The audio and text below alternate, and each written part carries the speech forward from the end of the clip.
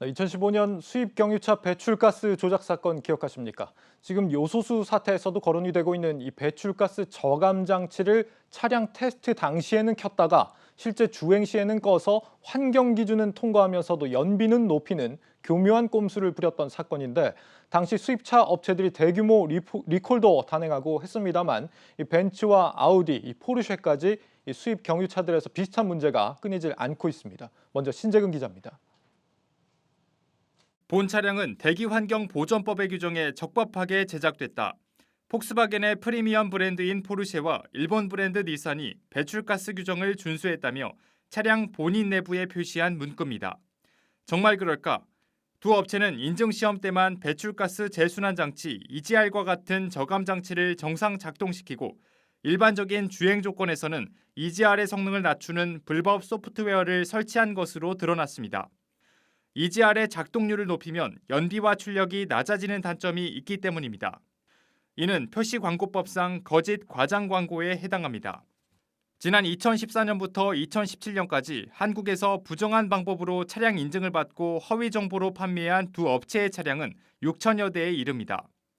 특히 닛산이 지난해 국내 시장 철수를 결정한 상황이라 포르쉐를 향한 공정위의 결정에 관심이 쏠리고 있지만, 포르쉐 코리아 측은 아직 별다른 답변을 내놓지 않고 있습니다. 아직 진행 중이라서 저희 쪽에서 말씀드리기가 좀 어려워요. 포르쉐는 지난 2019년과 비교해 올해 10월까지 판매량이 2배 가까이 뛸 정도로 한국 소비자들에게 높은 인기를 끌고 있는 브랜드입니다. 그런 만큼 이를 보는 소비자들의 시선은 싸늘하기만 합니다. 생긴 거에 대해서는 굉장히 분노할 만하죠. 내가 돈을 낸 만큼의 그 값어치랑 그 신뢰를 잃은 거니까 그거에 대해서는 굉장히 이제 배신을 당했다고 생각할 수 있죠. 회사에 대한 신뢰도가 많이 떨어지지 않을까 싶은데. 전문가들은 소비자 피해를 막기 위해 자동차 업체가 자발적으로 배출가스 정보를 인터넷 등에 공개하도록 법제화할 필요가 있다고 말합니다. 검사 결과 공개를 자동차 업체에 맡기면 나중에 조작이란 것이 밝혀졌을 때 소비자들에게 나쁜 기업이란 인식을 더 강하게 심어줄 수 있기 때문입니다. 모든 소비자들이 파악할 수 있게 공지할 수 있는 방안을 좀 마련을 해가지고 그게 이제 법규에 담기면 더 좋고요. 배출가스는 국민 모두의 건강이 중요하기 때문에 판매되는 차에 대해서 검사 결과가 어떠하다를 모든 소비자가 볼 수 있게 항상 확인할 수 있게 표시를 어디에인가 해야 된다. 배출가스 불법 조작으로 적발된 포르쉐. 그동안 쌓아왔던 프리미엄 브랜드 이미지에 금이 가고 있습니다. 한국경제TV 신재근입니다. 산업부 송민아 기자 나와 있습니다. 네, 송 기자, 네네. 이 요소수가 부족한 시기에 상당히 좀 아이러니한 일이긴 한데, 맞습니다. 네, 배출가스 저감 장치가 제대로 작동하지 않는 이 불법 조작 경유차들이 여전히 지금 시내를 활보하고 있다, 이런 겁니다. 네. 이 저감 장치가 제대로 작동을 안 하면 질소 산화물이 기준치보다 많이 배출된다, 이건데 이 질소 산화물이 일종의 발암물질 같은 거 아닙니까? 네, 맞습니다. 실제 우리가 이제 흔히 알고 있는 초미세먼지다라고 이해를 하시면 좋을 것 같습니다. 이 질소산화물 같은 경우에는 질소와 산호소가 만나면서 생성되는 그런 화합물인데요.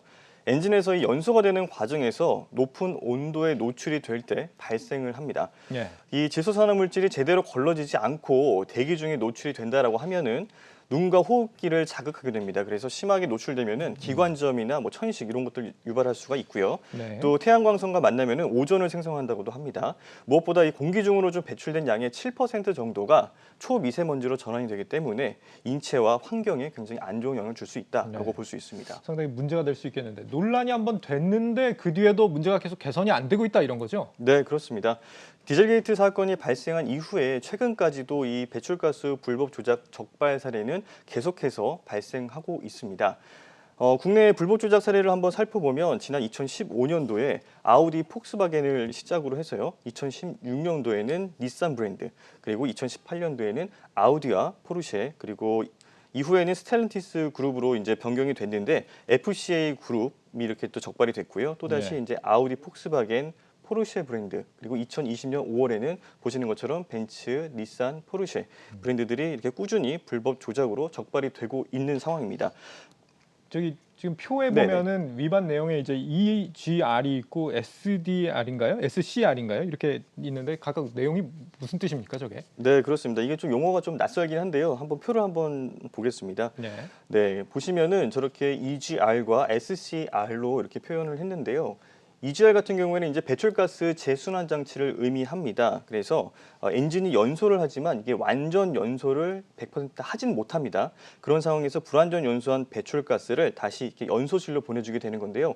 그때 저 그림을 보시면은 위쪽에 있는 그림에서 동그라미 친 부분이 바로 연소실로 보내주는 모습이고요. 예. 네, 그렇게 되면은 이제 대신 좀 이렇게 연소를 낮은 온도에서 좀 하다 보니까 앞서 리포트에서 좀 보셨듯이 출력과 연비 이게 좀 떨어져서 고출력 차량에는 조금 맞지 않다라는 그런 좀 상황이 발생할 수가 있는 거고요.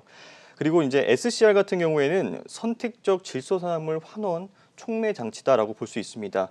말 그대로 이제 질소산화물이라는 이런 특정 화합물을 원래 물질인 질소와 또 산소 이걸로 이제 다시 되돌리는 역할을 하는 건데요. 예. 그런데 이 과정에서 우리가 이제 최근 알게 된 그 요소수, 말씀드렸지 않습니까? 예. 거기서 요소수가 분사가 되면서 이 화학 반응이 활성화되기 때문에 만약에 이 분사가 좀 제대로 되지 않는다라고 하면은 어떻게 되겠습니까? 제대로 된 배출을 하지 못하겠죠. 지소산화물이 그대로 이제 나오게 되는 거죠. 그렇게 되면은 이제 그래서 이제 2014년도에 유로 6 기준이 도입이 되면서 이 디젤차에는 요소수 장착이 의무화가 됐고요. 그리고 요소수가 부족하면 이 시동 자체가 제대로 걸리지 않게 그렇게 설계해 놓은 겁니다. 예. 그런데 이렇게 그렇다 보니까 이제 요소수를 적게 사용하도록 조작하는 그런 일들도 이렇게 발생하고 있는 겁니다.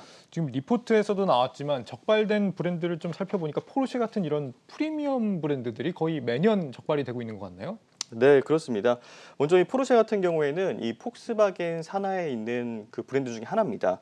이 폭스바겐 그룹에는 뭐 잘 아시겠지만 아우디 같은 브랜드도 있고요. 또 예. 폭스바겐 물론 있고요. 그다음 뭐 스코다, 세아트 뭐 이런 여러 가지 브랜드들이 포함되어 있습니다.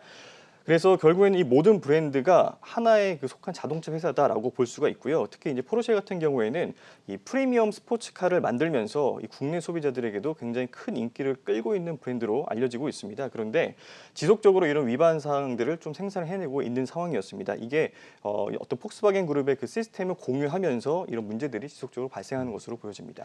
그렇다면 이제 오늘 가장 궁금한 점인데 문제는 네. 왜 이렇게 이 문제가 아직까지 해결이 안 되고 계속되고 있다는 겁니까? 네, 그 부분은 이제 어떻게 보면 이제 우리 정부의 이제 솜방망이 처벌이 조금 더 이제 그런 부분들이 문제로 지적이 되고 있는 솜방망이 상황이다라고 볼 처벌이요? 수 있습니다. 네, 그렇습니다. 저희 표를 한번 보겠습니다. 환경부가 이제 디젤게이트 사건 이후에 최근에 조치한 내용들을 좀 살펴보면요. 2019년도에 스텔란티스 그룹의 경우에는 과징금 73억 원이 이제 부과가 됐고요. 그리고 아우디 같은 경우에는 79억 원, 그리고 포르쉐 같은 경우에는 39억 원의 과징금이 부과가 됐습니다. 지난해 적발된 이 벤츠가 이제 642억 원, 그리고 닛산이 9억 원, 또 포르쉐 같은 경우는 10억 원의 과징금이 책정이 됐습니다. 예. 최근 이제 매년 적발되고 있는 그 포르쉐의 경우를 좀 살펴보면 과징금이 39억 원과 10억 원으로 나타나고 있는데요. 이에 반해서 이제 올 3분기 포르쉐가 3분기까지죠. 포르쉐가 밝힌 글로벌 시장에서의 영업이익은 지난해보다 무려 78%가 더 증가했습니다. 저 오른쪽 표인데요. 예. 증가하면서 이제 36억 유로를 기록했습니다. 이를 우리 돈으로 환산을 하면은 4조 9천억 원에 넘고요. 5조 원에 육박하는 금액이 되겠습니다. 포르쉐 입장에서 보면은 이제 우리 정부의 그런 과징금 이거는 어떻게 보면 좀 껌값에 불과한 그런 입장이 되겠고요. 소비자 단체에서는 이 점을 놓고 봤을 때 이제 과징금만 내면 그만이다라는 식의 어떤 그 포르쉐의 태도를 문제를 삼는 반면에 또 솜방망이 처벌에 그치고 있는 우리 정부의 좀 안일한 정책 대처 이런 부분들도 지적을 하고 있습니다. 처벌이 솜방망이다. 다른 나라는 아닌 모양이죠?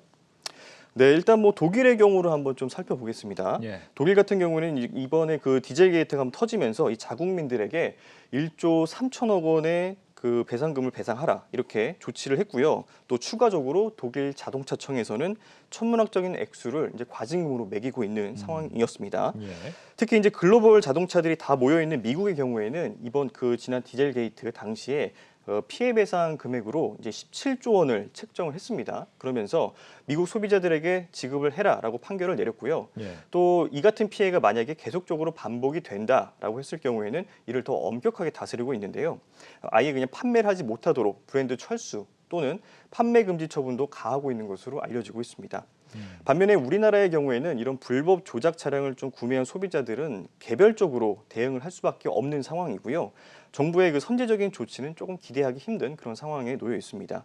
또 불법 사항에 대해서 이제 해외에서 조치가 좀 내려지면 이를 따라가는 형국이다 보니까 아무래도 이제 좀 적극적이지 못하고 좀 소극적인 그 대응에 그치는 게 대부분이었고요. 예. 아무래도 이제 더군다나 이제 친환경차로 좀 빠르게 우리가 전환하는 그런 시점이 있지 않습니까?